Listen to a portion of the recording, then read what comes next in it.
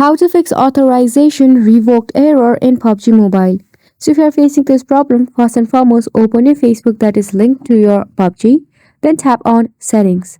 Here, scroll down until you see the option of Apps and Website and tap on it. So right here, as you can see, there is Apps, Website and Games turned on. Go ahead and turn it off. Now, once you turn it off, go ahead and turn back on so that it can get a refresh.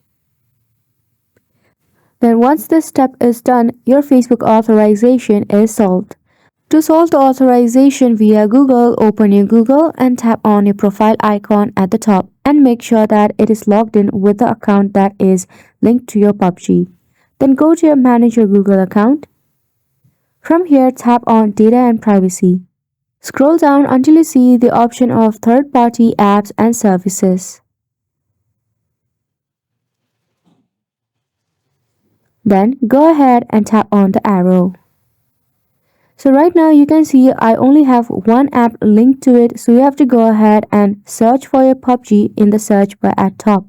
Now once you give it a search, go ahead and add it right here and your authorization error problem will be solved via Google as well. So make sure to give it a try and thank you so much for watching.